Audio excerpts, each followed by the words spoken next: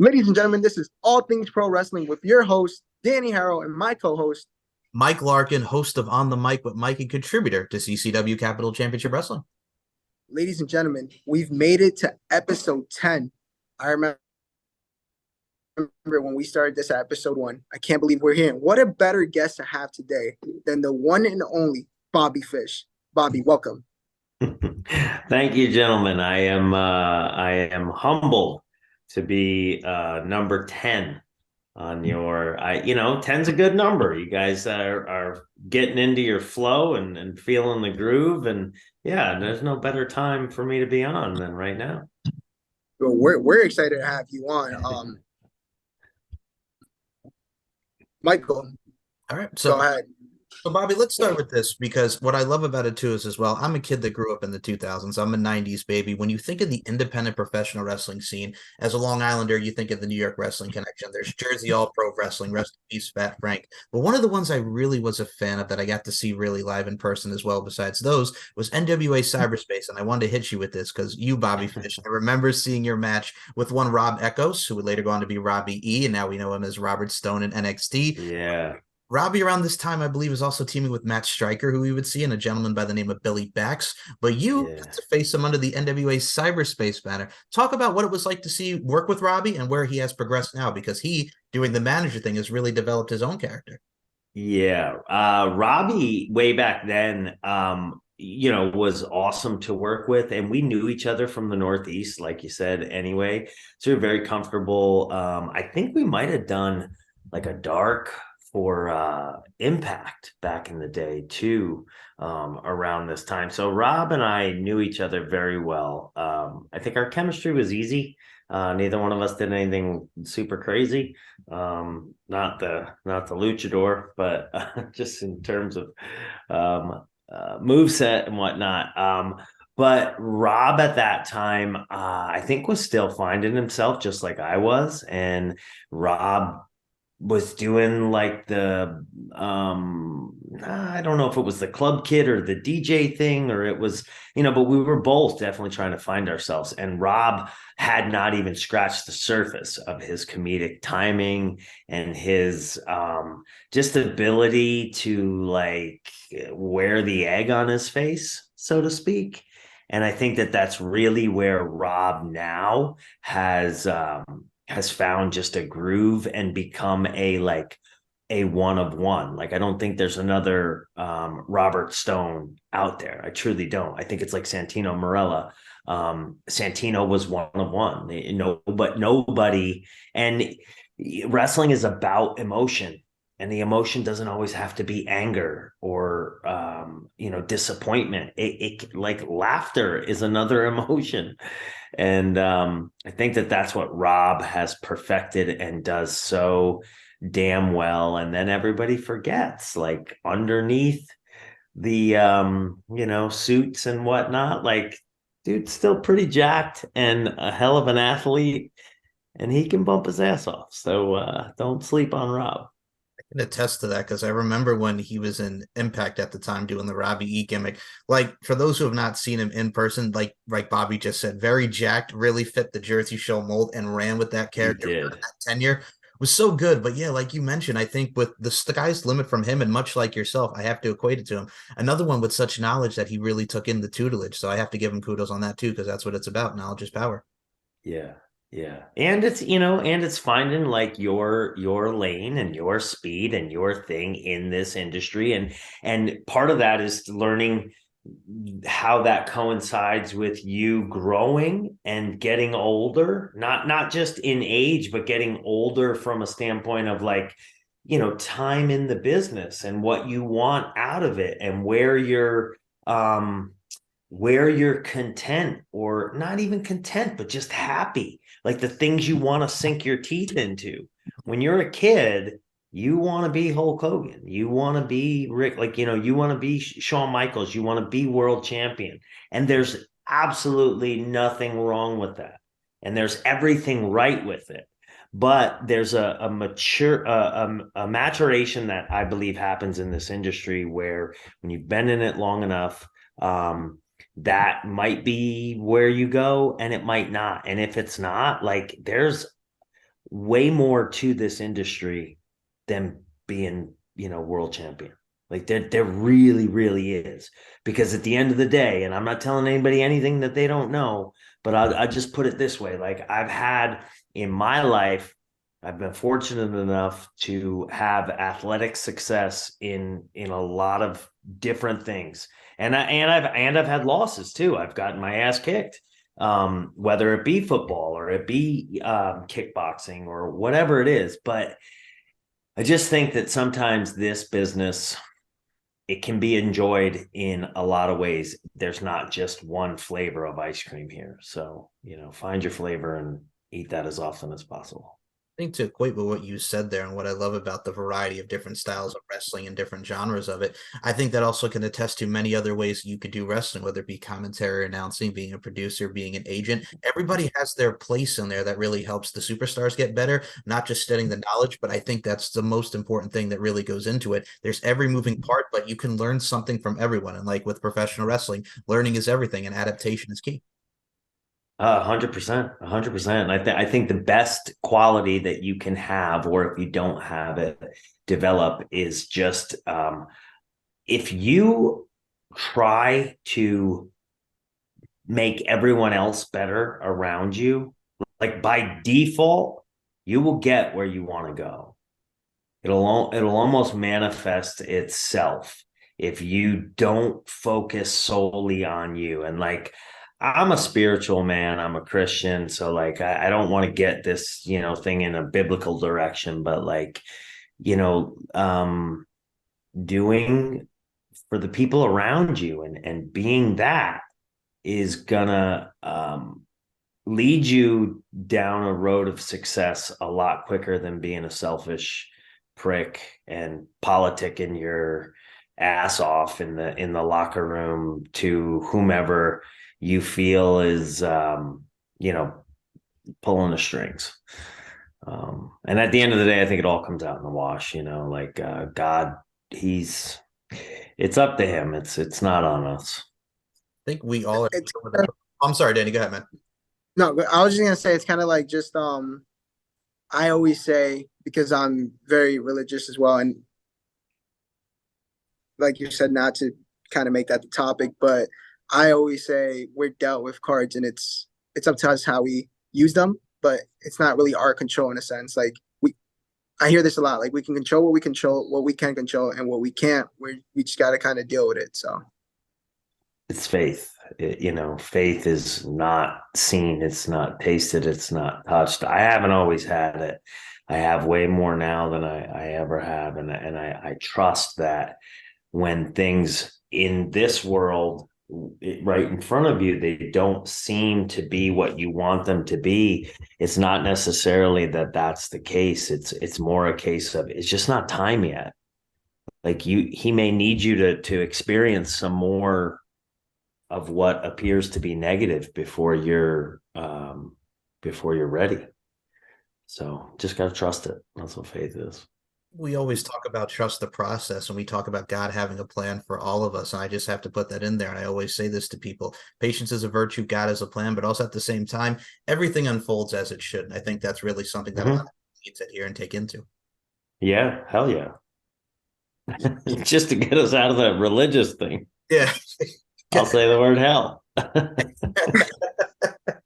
right. Yeah, Danny. all right, actually, Michael, I was gonna let you start off with what you wanted to start off with.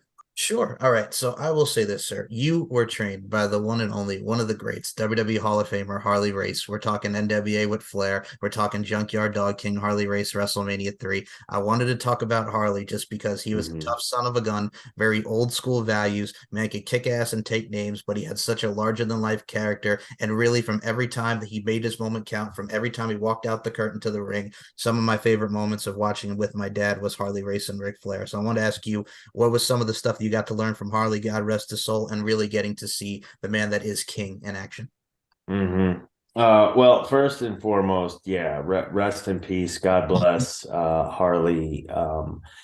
He was a great man, a great pro wrestler. The stories, it's like the legend outlives the man for sure. I think it was Flair on Joe Rogan's podcast recently, which is kind of, it's pretty impressive just for him to be on there because it's so mainstream. I mean, to me, Joe Rogan is what Howard Stern was to, my generation as far as where people get their pop culture. So for Flair to be on there and the reverence with which Rick spoke about Harley, it's amazing. And I liken it a little bit to some of the stories I've heard about Haku, as far as just being double tough is just not even the word. And it was the same thing with Harley, like, and just a brass set of nuts on him like that. We just have no problem. I think Flair told a story about him going into going into bars and like would put his quarters or coins up on the pool table and just run the pool table and like the pool sharks and whatnot. Nobody would screw with Harley. So just a legend in and of himself. I don't want to disappoint here, but I was trained originally by Tony DeVito, and Tony DeVito, man, did he just, it was everything I could have asked for in a trainer. So in no way do I ever want to shortchange Tony, because I was prepared to impress a guy like Harley because of Tony. Tony trained me. I was wrestling already. Harley specifically was the one that got me in front of the people in Japan. Pro Wrestling Noah was the first company that noticed me, and Harley, I developed a relationship with Harley at that point, and started working for Pro Wrestling Noah. So Harley was a huge part of my career. But I don't want to discredit Tony DeVito in any way, because if it was not for Tony, like, Harley wouldn't have noticed me. I would have just been another kid, trying to go to the camp, and Noah wouldn't have noticed me. There was so much Tony DeVito, but both Tony and Harley, man, I still use shit that either one of them was I was fortunate enough to have them share with me, and I still use that stuff to this day. What's some of the key advices that you got from both Tony and Harley that really stick with you? So Tony very much he was very detail oriented, and I don't want to talk too much inside baseball terminology here. It's difficult, and so this is something that I guess is kind of a twofer, because Harley would probably punch you in the mouth for speaking too much inside baseball. Um, but Tony was so big on the details, and like, don't do things if they don't have a reason. Have a why. Have a why, no matter what. No matter what you're gonna do, have a why. And whether it's to get over something, or to kind of plant a seed for something you're going to come back to later. But if you can't answer why to yourself, then don't do it, because it's wasted motion, it's wasted time in front of the audience. You're just diluting the message, you're diluting the water, so to speak. Like, you're giving the fans more to digest, and if it's not accomplishing what you want to accomplish, like, you're stacking the deck against yourself. So I hope that makes sense without really going too far into the inside baseball sort of talk. That makes sense. Is that a phrase you guys get, the inside baseball? Yes. Yeah. Okay. Yeah. But there's one specifically that Tony, man, years later, I was working, I wrestled Cody Rhodes on an independent. I think it was Northeast Wrestling. Mike Lombardi. Yes. Yes. Okay. Yeah. I figured that ring a bell for you. And somebody snapped a picture, and one of the first things that Devito had drilled into my head, and I've never forgotten it, has to do with being in a headlock. And the picture perfectly summed up that, like, you know what? I was listening. And I remember after that match that night, I sent it to him. I texted to him and said, yeah, there's you taught me this in literally in year one. I had known Devito for less than a year, and still all these years later, I do it. And now when I do seminars and anything, like, I preach the same thing, the same exact thing, but without going into the baseball stuff, I'll just leave it there. Fair enough. Thank you. Yeah. Go ahead, Daniel. Oh, yeah. So before like we just get into specific companies, from your take, how important are the indies in terms of getting you ready for the big league companies? There is a definite difference between TV wrestling and independent wrestling. A huge difference. There is, I mean, and that's I'm stating the obvious there. Yeah. But you get your seasoning on the indies for sure. And I think that it's something that you don't necessarily want to neglect if you cannot neglect it, because it's old school in the way that back in the day when they were there was less TV wrestling and more just pro wrestling, and then there were the TV shows were, one or two a week, not like it is now. Those house shows and whatnot, you were working for just the house, but you were honing your craft. You were learning how to do this well, and it wasn't perfect. The mistakes were there, and you learned how to ad lib, and you learned how to think on the fly and think on your feet. And these are all things that will come in handy for years and years to come. And there's really not that opportunity in modern day pro wrestling, because in modern day, just about everything's on TV now. You will get some house shows, I think, with WWE. You might get a few with AEW. I think New Japan still does some country towns as they do the loops. I can't say for certain just because I haven't worked for New Japan in a decade, so I don't know. But I know that that's what it was before. I think the indies are imperative, as far as you're never going to fill out a full roster with no indie talent. You can't. Yeah. It's not possible, and the quality of product will go down, because I think you need a mix. I think WWE has proven that there are a good number of just top level A1 athletes that, yeah, they can become pretty good pro wrestlers. But not all of them.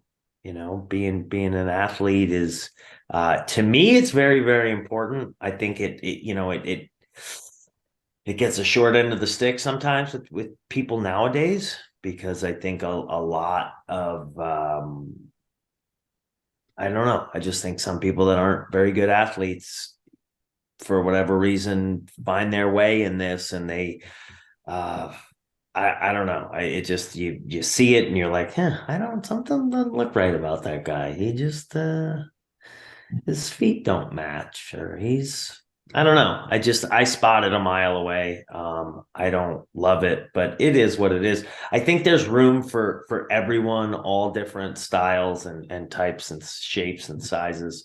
But I certainly think that being a good athlete is going to help.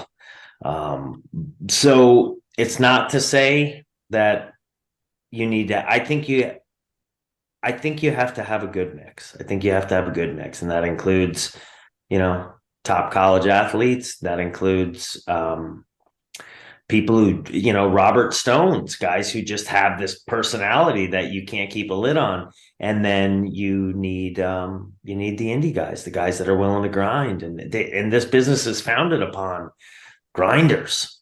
you know, people that, yeah, I want to wrestle 5 days a week. Yeah. Thank you, Michael. I think when, like Bobby just said here, the balance is key of anything. It's not just getting yourself fitness internally and externally. It's the mindset, it's the constant grind, working upon the independent scene, getting you into the professional wrestling business, no matter what company. I think for you, and I'll ask you this, Bobby, isn't it amazing just to see as far as the influx and evolution, dare I say, revolution of professional wrestling, how we're seeing a lot of female promotion. We're seeing more promotions just getting out there for people to learn and really absorb this, just really the landscape of what goes into professional wrestling and the subtleties, intricacies, and nuances. Like Danny brought up the indies. How awesome is it to see all these promotions just being started up in many different areas that may have not had an independent professional wrestling school before? Yeah, I mean, I think it's good and I think it's bad. I think there's two ways of you see, I think today there's a lot of push pull with the two of them, and part of it, I think, the dirt sheets suck. Yeah. And the appetite for the dirt sheets suck. And the fact that, you know, some of these I don't know, pro wrestling journalists or media, like that they have, these jobs have been created for them and they prey upon it. At the end of the day, like, for the most part, we're talking fiction, Yeah. but the performers, we're real people. So when the audience is so um has such an appetite to know the things that they perceive they're not supposed to know, as opposed to what pro wrestling is selling them, because at the end of the day, that's what made us all fans when we were kids. Like, I believed Hulkamania. You say your prayers, you take your vitamins, blah blah blah. Where nowadays, I think sometimes fans want all the other marks to be the dumb ones, and I'm the one that knows more, and it's like this endless pursuit of that, and it hasn't bred a good environment for the industry. And I think in some ways that's where the negative is. So then you have these dirt sheet writers putting out what is basically fake news. Yeah. And then it becomes, within a week's time of making the circuit, it's gospel, and people believe it, and it's burned everyone, you know, and including me. And so I just think that that part of it is shitty, for Yeah. sure. But the opportunity that's out there now for people to get involved in this business that they love, and then for the indies to be so healthy again, that's fantastic. I mean, that's awesome, because to me, that's kind of it'll always be the lifeline of the industry from a performer standpoint, but also from a fan standpoint. Think about the stuff that drew you in, whatever WrestleMania moment or whatever it was when you were a kid that really hooked you. Yeah, I mean, you get to watch the spectacle that all of that is at this point. And even like an upstart company like AEW, and they're doing Wembley Stadium. I mean, that doesn't happen without all of the other. I just wish, we could leave some of the bullshit on the side of the road where it should be left. Yeah.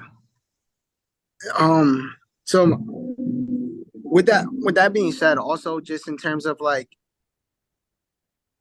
you said, there's a lot of opportunity out there, and we see it with Ring of Honor now, where a lot of Mhm. independent talent are getting spotlighted.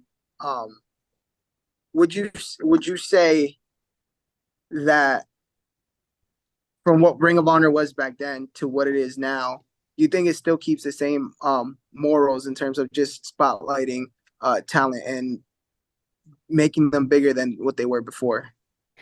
I don't know because I don't work for the company. I have a very I have a fondness for Ring of Honor as a product, period. It was something that, Tony Devito was working for Ring of Honor when I first, got trained and stuff. And so I was paying my dues, going to Ring of Honor shows and watching guys like Low Key and Samoa Joe. Samoa Joe was the thing that inspired me to like, oh wow, I can bring my martial arts into pro wrestling. Like this is him and Kenta, because I was working for Noah at that time. And I started to see like Kenta and Samoa Joe were two guys that just made me realize like, okay, the create a character wrestler that I made on No Mercy and all those other Nintendo or whatever games, like I can be that. I can Yeah. do that. So Ring of Honor will always have that place for me.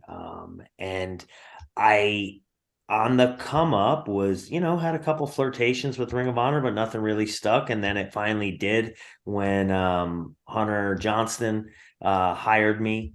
And it was Hunter Delirious's idea to put Kyle and I together as a tag team. And that, my career would not be the same without it. And he's one of my best friends still to this day. So yeah, Ring of Honor has a special place for me, and it always will. I love the fact that it was. I don't know what was happening with it. Nobody really does, but Tony bought it, and he's doing something with it. And if not for that, who knows where it would have ended up. So for that, I'm grateful, and yeah, I mean, I'm interested in seeing what plans will play out into the future for Ring of Honor. Thank you, Mike. I would just like to say, since he brought up Kenta during around that time, and you mentioned Pro Wrestling Noah, for those who've not seen Bryan Danielson versus Kenta from around that time in Pro Wrestling Noah, it is a gem. Go out of your way and search for it. And like you mentioned, Samoa Joe and Kenta Kobashi and Kenta and himself, you can't beat it. But I just wanted to ask you another tie into Ring of Honor here, Bobby. What I love about the fact of it's too, like Ring of Honor has so many evolutions and what we see now with Tony Khan. First of all, you and Kyle, badass music as far as I'll Give You a Reason, still one of my favorite themes from the side of things. But also what I loved about the two of you, especially in Ring of Honor, like we mentioned the Briscoes, we mentioned guys like Caprice and Cedric, we mentioned Rhett Titus, we mentioned so many tag teams that you got to work with. I think for you, it's got to feel good because when people think of like the echelon of what tag team wrestling is when it came into Ring of Honor and pro wrestling, you and Kyle just nailed it from that, and especially New Japan, the interactions with Adam Cole and the Kingdom. Like you guys have always just had such a great storytelling, being like kind of joined at the hip and just really made for such a brotherhood that is such a great camaraderie to see in pro wrestling. Yeah, I mean, Kyle and I had known each other previously. We wrestled against each other a few times. Gabe Sapolsky actually booked us when he was starting Evolve, and we were the first match. And I remember having a lengthy conversation with Gabe about the spirit of what he wanted Evolve to be was very much the presentation that Kyle and I had, and it was like similar to Loki and Samoa Joe, and it was a very martial arts infused style of pro wrestling. The UFC wasn't quite what it is today, but it was a little bit of a hybrid. Had a very shoot fighting sort of feel to it, and that's exactly what we were going for. So when we got a chance to tag together and we put slapped a name on it, that's pretty much was the growing process of Kyle and I. We would have probably both done that style on our own because we were and would have continued to, but I don't think I think the synergy that came from him and I being together, it took both of our games to different levels because now I think it bolstered our confidence because all I needed was his like nod on something, and I was like, all right, well, fuck it, I'm going for it. And same thing with him. So we became we stopped asking for permission and asked for forgiveness, and I think it just helped us both immensely, and we were able to not only present in the ring the style that we wanted to present, but we were very fortunate in that Hunter paired us up with the American Wolves, and he built a storyline around it that would create, position them as the sympathetic babyface, because and give Eddie and Davey a reason to tag again, because they weren't. And the buildings that we were in, like everybody loved the American Wolves. So by default, people hated Red Dragon. So getting heat was so easy that once we were already getting heat, then we could get creative, and we just started being goofballs. And again, similar to Robert Stone, like we were given enough leash and license to wear the egg on our face a lot of times. And, at the end of the day, that's a lost art when you're a heel. I think what's great about it too is as well, and I have to add, because you talk about being the goofballs and stuff. I got to say, one of my favorite part of your entrance, and we'll just skip the WWE here for as an aside, but I got to say, every time you guys were the NXT Tag Team Champions and Kyle does the air guitar and just playing the guitar, I think what's great about it too as well, we talk about kids emulating what we see. There's somebody out there now, every time they think of the NXT Tag Teams, they're going to think about Kyle just rocking it out with the guitar like he's a playing episode of Guitar Hero. Like, I love that. Like, we talk about subtleties, intricacies, and nuances. That adds more to Kyle, but it also adds to the importance of the characters and the importance that those championships hold. 100%, 100%. And people, like, when we didn't have the titles, like they were up in arms over it. Not for any reason other than that they didn't get to watch Kyle play the air guitar or the belt guitar, whatever you want to call it. Yeah, Danny. So you've had in your career plenty of debuts. Do you have a specific favorite? I mean, you've debuted obviously for WWE, AEW. You've made an appearance on MLW. You have Ring of Honor, briefly, Pro Wrestling Noah, New Japan. Do you have any favorite debut out of all of the many that you've had? Favorite debuts, I'm gonna have to say, because officially it would have been Takeover Brooklyn when we hit WWE TV. And I think at that time, for the three of us, knowing that they were going to go with something, we weren't sure, we were still fleshing it out, but something that included the three of us together. And the nerves associated with, okay, this is WWE, and this is a packed pay-per-view arena, and we're coming out, we're jumping like established, well-known people: Drew McIntyre, Eric Young, Damo, Wolf. Like we're doing something here. What if they don't know us? Like, what if they're like, well, who the fuck are these guys? So you have that doubt. And I remember fondly, like, being crouched down. I don't remember where we were waiting for our cue, but it was me and Kyle was right in front of me, and he keeps looking back and I'm looking forward, and it was dark, and a couple times we caught each other, and we're both obviously nerves, stress level at a 10. But when we ran out in the arena, like, you know what you're there to do, you know how to do what you're about to do. So the nerves kind of go away once you start your approach. And our approach, they weren't, nobody knew. And then when we hit the ring, we followed through with what we were doing. And then you're in the physicality, and the physicality is just, it's my favorite part, and it'll never not be. So I go into a bit of a zone at that point. So I'm not even really noticing the crowd, but it felt right. It felt good. Everything, boom, boom, boom. But the next part of it is where I think we got confirmation that they knew exactly who we were, was when we did the jump on McIntyre, and then Adam was part of it. And then at the end, we walk up the ramp, and then Adam Cole, baby, and the arena returned it.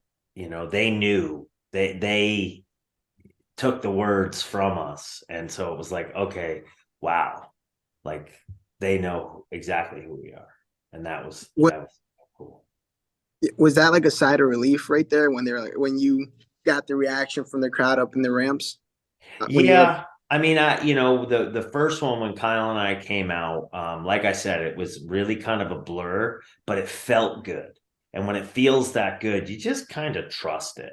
But each and every time, you still get nervous.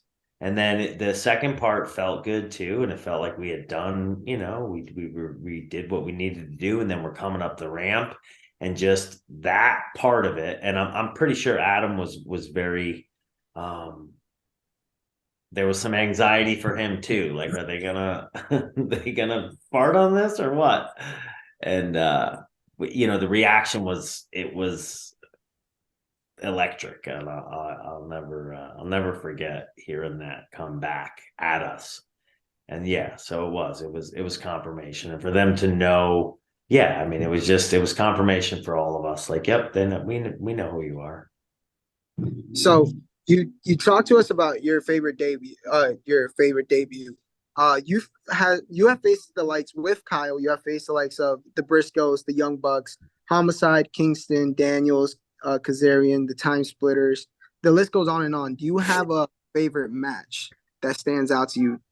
Um, I've said this on other interviews, so I would love to give you a different one, but this is the one that comes to mind first and foremost.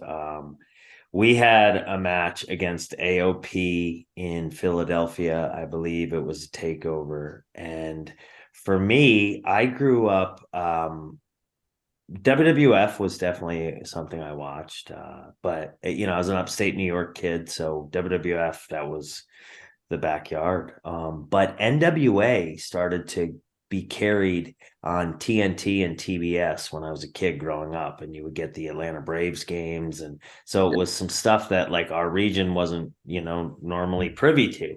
So that was my first exposure to the NWA, and that was like the Crockett years, like you know I think it was the early 90s, but I could go back and get like late 80s stuff. Yeah, And that was the stuff, 88, 89, that just blew my mind. It was like, man, this is real. Like, this is like, I remember it was a Saturday morning and I saw Dusty Rhodes, and they must have been doing a recap of like a Starcade or something, but he was bleeding buckets. And that wasn't the norm at that time. So to see that on a Saturday morning just blew my little, 12-year-old mind, or whatever it was. So all these years later, we're in NXT, and I know Hunter and Shawn Michaels were big fans of the same stuff. And here we are leading off a pay-per-view, and it's me and Kyle, and we are out there with these two big, imposing, and just to cut to the chase, they were the Road Warriors. They were the Legion of Doom, right down to the fact that Paul Ellering was on the outside. He was their manager. And we were Arn Anderson, Tully Blanchard. wow. And that, to me, I really connected those dots, and I got to live out like what was almost like a childhood fantasy in a way, because I had watched so much of that stuff, and never realized that Arn and Tully were the common thread in the matches I liked, because I always loved tag team wrestling, and I thought like, yeah, I love the Road Warriors, and I love Luger and Wyndham, and I loved it. But no, the common thread was Arn and Tully, and those were the guys. They were the wizard behind the curtain. They were, what I would come to realize is what I appreciated most about those memories. Real And we quick, got to be that. We got, we got to live that out. That was fucking cool. yeah. So real quick, you talk about tag teams, and obviously you were in a very very well known tag team. What would you say is the importance of having tag team wrestling, and just the importance of tag teams in the industry in general? I think it's huge, but I don't think it gets its flowers, so to speak. Because at the end of the day, this will always be storytelling. The moves, they change, and the degree of difficulty gets pushed um every year, every couple years, whatever. Even to the point where there's, ultra violent is a style, and I don't know, it's not my cup of tea, but it is what it is. It's got a place, I suppose.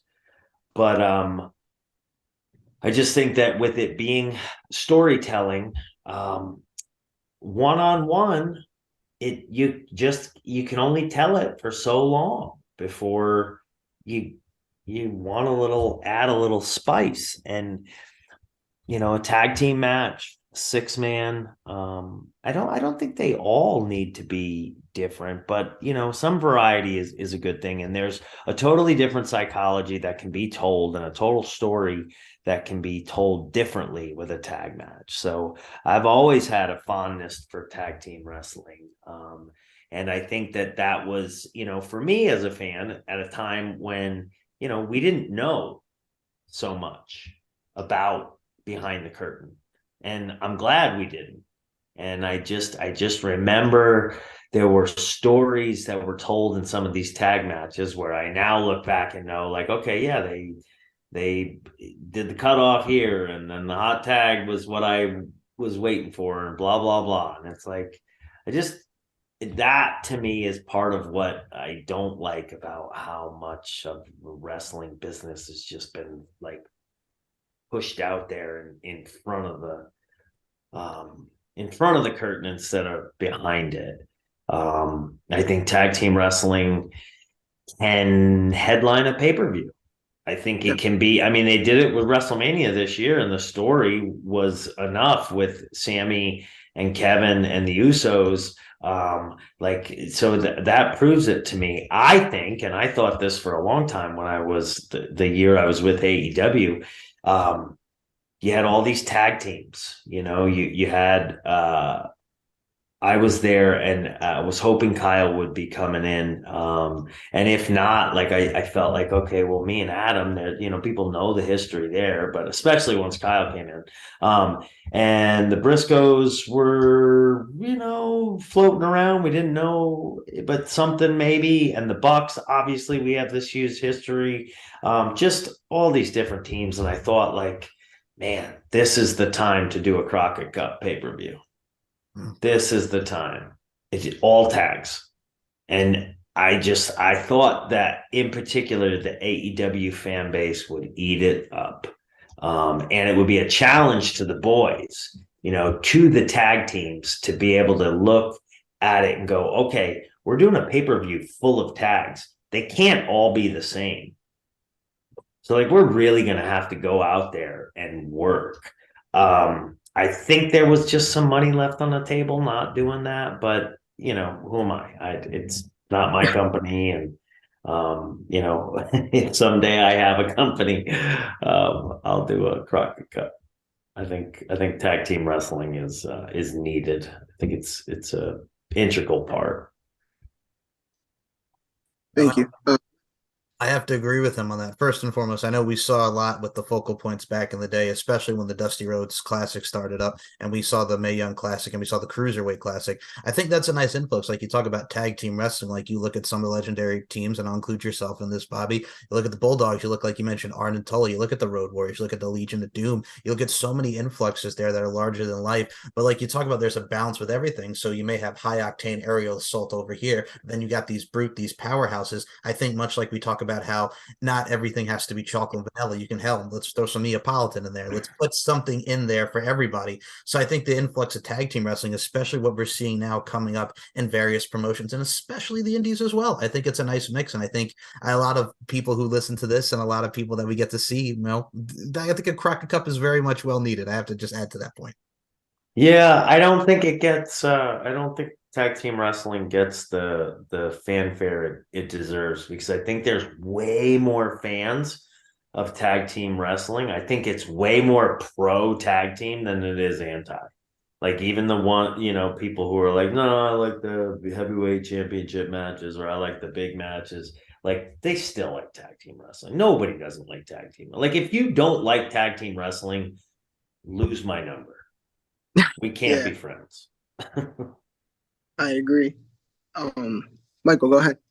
So you did mention AEW there, and I'm gonna say I'm sure a lot of fans as well loved it. Like the fact that you got to wrestle, he was a staple in WWE, Ring of Honor as well. Like you and Punk got in there, and the strikes and the kicks that you guys were doing in that match. I wanted to ask you about working with Punk in this stage of AEW, because Punk has really just gotten back into wrestling. Very polarizing figure, but god dang it, man, the dude knows how to tell the story, and he has absorbed a lot, much like yourself. I wanted to ask you about working with CM Punk and AEW and the overall connection that you two had there, because it was a great match to see. Yeah, I mean, when I came up in Ring of Honor, like I said, Tony DeVito was working there in that time frame. Like Punk was finding himself. Um, Samoa Joe was somebody who stuck out very much to me. And when I was in AEW at that point, they kind of hadn't figured out exactly what they were doing with us as a potential group. Like Adam still had something going on. So I really didn't know. What I was hoping to be was just kind of like this hired gun, so to speak, just a guy that, I'll do what needs to be done. I was most looking forward to working with Brian Danielson again. Brian and I had some history from way back. As far as the match with Punk, like I, he's never been my flavor really. Um, so I wasn't excited or disappointed to work with him. It just kind of was what it was, and yeah. To be honest, Danielson was the match that, like, because I knew that was on the horizon. That was the one that really creatively kept me up at night. Man, thinking of, okay, well, we could do this, we could do that, and yeah, I don't. The Punk one was kind of take it or leave it for me. Understood. And I'll add to the Danielson part. I mean, we got to see him recently against Okada. They brought back the Final Countdown, which is synonymous with the Ring of Honor days. Yeah. And for you, I mean, I've seen a lot of the work as well, and I'm sure Danny has too. I think when you look at someone like Brian Danielson, one of the most unsung heroes of professional wrestling, I mean, from his tenure in Ring of Honor, WWE, now in AEW, the man just constantly evolves. He always stuck to it throughout the injuries and everything. I think that's someone a lot of people will be role models for who get into the business, because the man just keeps going and going and going. He's like the Energizer Bunny. Yeah, I think there was kind of a little bit of a common thread when it came to martial arts influenced at that time for all of us on the come up, and somebody made a comparison of Kenta to the Dynamite Kid as far as his influence, and I would agree wholeheartedly that the way that Dynamite inspired so many people, and there were so many smaller guys that looked at Dynamite and were like, man, I can do this sort of thing. I think that from a martial arts standpoint, you had Kenta kind of pioneering that. And I think Danielson, there was inspiration there for Danielson and vice versa. I would imagine, because I don't know who came first, Kenta or Brian Danielson. They were both kind of around similar times. And even though I'm older than both of them, I got a later start in pro wrestling. So it was guys like Brian and, like I said, Kenta very much. Kenta and Samoa Joe were admittedly the biggest influences I had coming up as an independent guy. But Brian wasn't far behind. And I'll be honest, and the common thread there was that, okay, these are people that train martial arts. Pro wrestling is what it is, but these are actual martial artists. And, you can say that I take it too serious or somebody else, but being a martial artist it's for me, it's a lifelong thing, and I don't take it lightly. It's one thing to kind of put it out there, but I don't know, if the repetitions aren't there, like I see it, and your technique is not there, like, don't lie to me, don't bullshit me. If you fight, if you train, cool. If you don't, that's cool too, but don't tell me you do if you don't. Yeah.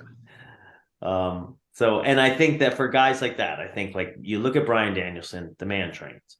You look at Kenta, the man trains. You look at Samoa Joe, the man trains. You look at Kyle O'Reilly, the man trains. Like, the list goes on and on and on, even Davey Richards, like the guy, he trains. You can't, love him or hate him. Like, you can't look at him and go like, oh, well, he doesn't know what he's doing. Like, no, he does. So yeah, I don't know. Yeah. Go ahead, Michael. I gotta say, what I love about how he mentioned there, it's like we talk about, and one of the quotes that I'm really big into is life is an art form and we're all applying our crafts. Let's just do it in our amazing fashion. Like he mentioned there, when it comes to mixed martial arts and martial arts as a whole, it's about the technique. It's how you throw the kick, the angle, the trajectory, if you will. There's a mechanic in science really to anything that goes into any art or craft there, or whatever endeavor that we pursue. So I could see why, Bobby, like you're very serious about that, as you should with a lot of the stuff. You want to apply and hone your craft to the best of your abilities and really go out there and just elicit reactions and evoke emotion. So I think that goes into everything that we do. When I go out and I pro wrestle, because I lead with so much martial arts, the one thing I think about is I want a person who knows, a person who trains, a person who's got, whatever I want a Dwayne Ludwig. I want a Boss Rutan. I want a TJ Dillashaw. If they're not fans of pro wrestling, but if for some reason they were happy to happen upon a match that I was in, I would want them to be able to look at it and go, well, that guy trains. Yeah. I know it's pro wrestling, but he obviously trains. And if that's not obvious, then I'm not doing my job, you know. And like I said, like, I long after I stop pro wrestling, I'll still be doing martial arts. So So kind of moving on to a different subject or a different topic per se. At this stage of your career, do you feel like you still have a lot left? I know you're back on the independents. Are you kind of still going at full speed, or you're kind of watching and picking and choosing where you're going to go in terms of the indies? I'm picking and choosing because I've been fortunate enough to have a good career where I don't have to work every offer that's out there. I do like to stay busy because, surprisingly enough, I still, kind of love it in a way. I do feel like after doing the boxing match that I did in November, like I've always seen a difference between pro wrestling and competition, like pure competition. Yeah. But there was a time early in my pro wrestling career where I feel like the itch I was scratching was the same or at least very, very similar. Where now, all these years later, 20 some odd years into pro wrestling, I feel like that itch is very, very is distinctly different. And after doing the boxing match in Dubai, it reminded me of like, wow, I would like to compete a few more times. And I don't know exactly what that looks like, but I still enjoy and love pro wrestling. So I'm going to continue to do it. I don't have any plans on stopping anytime soon, but I would like to fight a couple more times at least before I hang it up. Yeah. Just talking about boxing, I think Michael has a question. Oh yeah, we got to get into this because I did see the boxing bout. First of all, congrats, man, because that was a great. Thank you, sir. You're very Thank welcome. you. Yeah. I love that. And what I love about it too is as well, and there's such an influx of many different talents and athletes. Like you look at back in the 90s when you had Ken Shamrock and guys like Tank Abbott go to WWF and WCW respectively. Look at with Ronda and Shayna now, women, mixed martial arts, the influx with boxing as well. I think it's great because first of all, saw the fight, badass fight. We mentioned that you killed and you won. Congrats. But god dang it, man. It really does show, like we mentioned, the technique side of things. You put in a great fight, and I think a lot of people will get to see just how skilled you are. I know there was a video out of you and Malachi Black training that really came out, really resurfaced. But god dang it, man, it was a good fight. I just can't say nothing but more congrats to you, sir. Well, I appreciate it, and it just is truly it's like it's a lifelong pursuit. Martial arts. I mean, I can remember starting Taekwondo as a kid, and then the first time somebody held boxing mitts in front of me and asked me to punch them, I threw a reverse punch, because I didn't it's all I knew. So I had to learn how to throw a jab and a cross and a hook, and then I learned some boxing, and then I continued to pursue all of that stuff. And it's like you just keep adding tools to the toolbox. And like I said, I will train martial arts in some form or fashion until the day I leave this earth. It's very much a happy place for me. I think anybody who's shared a pro wrestling locker room with me could attest to the fact that when I am preparing to go out for a match, like I will shadow box for an hour. It really is sort of a meditative sort of thing for me.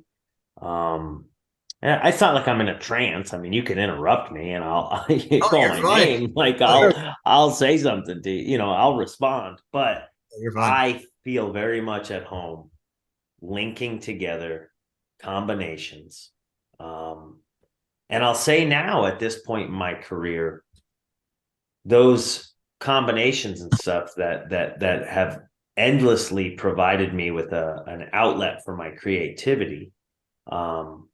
And I think they have for other martial artists, like Dwayne Ludwig specifically has developed a striking system called Bang Muay Thai, which is just a series of combinations, and it's just brilliant stuff. But I will say at this point in my pro wrestling career, what I have learned from that system and these combinations is there's things that can be borrowed and things that can't, and things that need to be modified to fit the pro wrestling prototype.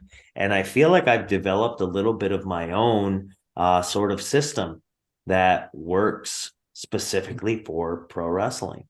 And that to me is something that I'm really pretty excited about sharing with people, because I have this unique odd set of skills. A traditional martial artist knows how to do this stuff and knows how to do it in a way that can cause serious harm.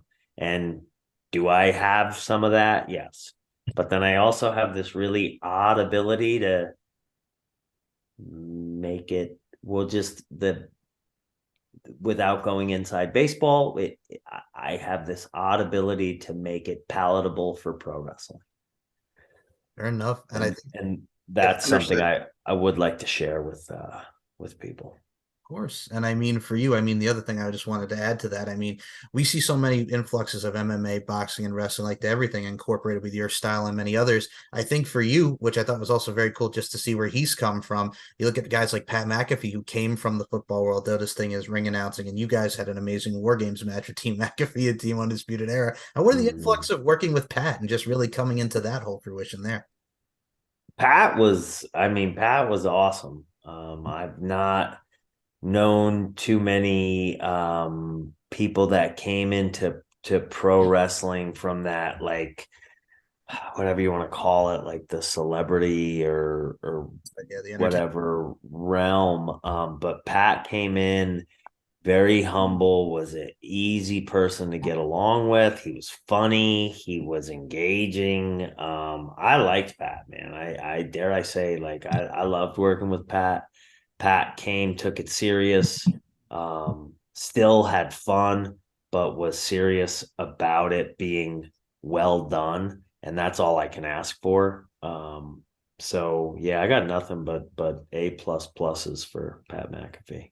Agreed. And I gotta say, for those who have not checked out the feud, you should check out the War Games because you two had a hell of a one of just many dives and many chemistry. Like it was really good. Probably one of my favorite War Games. Cool. Yeah, all the war games were a blast. That's the thing. You incorporate what you saw from WCW, take it into WWE, and just have that mix. Again, the importance of just the matches and everything that goes into it. So yeah, that's all I just wanted to add. Go ahead, Danny. Yeah.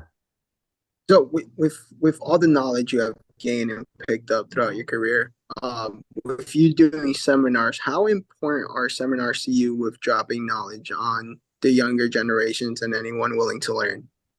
Um, I, I I will say that recently, like over the last 2 years, I have found such a reward for myself in that I guess I didn't anticipate, because pro wrestling, you got to be pretty selfish in some ways, and I didn't know that I would take joy from watching others figure things out and then potentially take it on in with them in their future career. And my wife, actually, because my wife is a teacher, and my wife was the one that kind of pointed it out to me, and that it would be, to be careful because I might like it. And then a couple of those instances came to be, and I did. And I guess I was, because I played football in college, and I coached for 1 year because I didn't know what else I was going to do, but I was done playing, and I coached, and I didn't really like it. I didn't really like coaching football. I realized, like, I liked playing football but not necessarily coaching it. So I was worried that it might be the same, and it wasn't. And that was a happy surprise that, like, I really did enjoy. So now, like, I love doing these seminars. I try to book as many as I can. Um, I have one coming up in September for House of Champions in Orlando, Florida. Um, and then I have a few more booked. I love doing them, man. I really do. It depends on the level that comes, as far as what we can get into and what we can't. But I love to share what I've picked up over, 23 years or however long it's been, and I've wrestled everywhere between New Japan and WWE and Ring of Honor and AEW, and I've really checked all the boxes I could want to check. So I feel like now, yeah, I like playing that forward, because God knows there were a lot that played it forward for me. Awesome.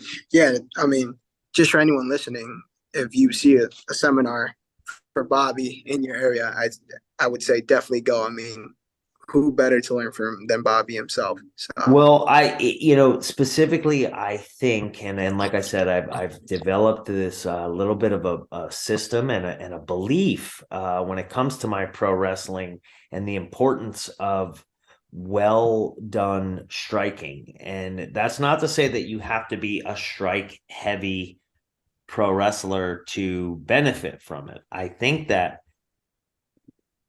properly done striking and it can be just one or two things, not to get too far into my theory on this, but it aids you in pro wrestling in a lot of ways that really, until you start to scratch the surface, won't even make sense to you. But believe me, the art of it requires you to do that well, to get to maybe the other things that you want to focus on, or that you want to, it's, again, I'm avoiding the inside baseball terminology, but I Yeah, feel like my mark that I'd love to leave on this business is specifically like better striking in pro wrestling, because there's a void sometimes. There's it's an art, and some people do it well and some people don't, and the ones that don't do it well need to learn how to do it well, or just stop attempting it altogether. agree. Before we wrap up here, Michael, any questions? I gotta say, we did cover a lot of the wrestling promotions here, but I gotta say, for the short tenure that you had in Impact Wrestling this last go around, I did enjoy the stuff that you did with Josh Alexander, and it was great to see you as a part of that locker room. Because when you think Impact Wrestling from its inception in 2002, a lot of people say what they will about it over the years, but you can't deny over 21 years now, Impact has really been going full throttle, and they brought you in as well. And I saw your match with Josh Alexander, walking weapon, collegiate athlete, tag teamed in the North with Ethan Page, former Impact World Champion. And for you, what was that like working with Josh? Because Josh is another one, for those who have not seen him, really on the rise in his own right. Working with Josh, like, I was looking forward to it from the moment I knew it was going to happen. He and I wrestled when we were in when Kyle and I were tagging in Ring of Honor, and him and Ethan Page came in.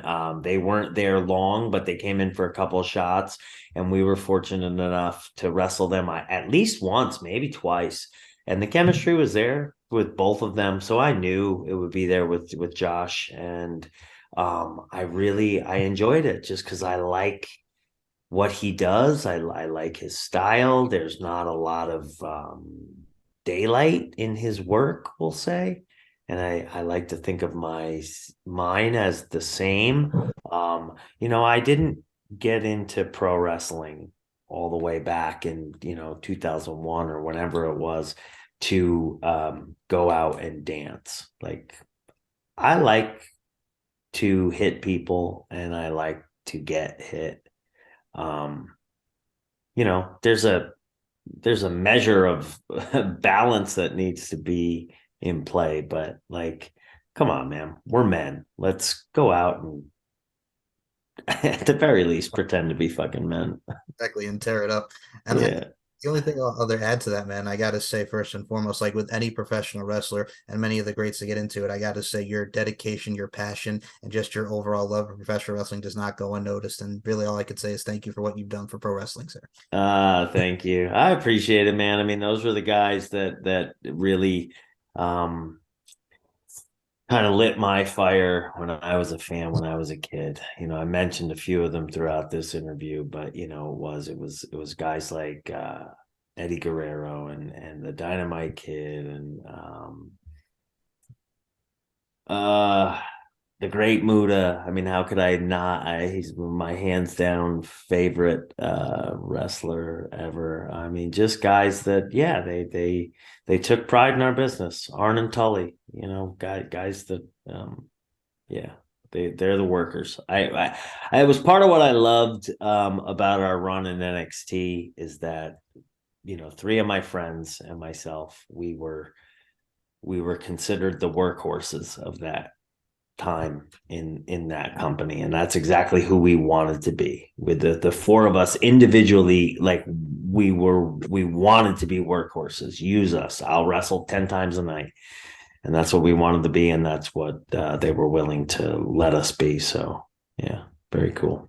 Think, like your theme song once said, you guys shocked the system. Yeah, yeah. All right, go ahead, Danny.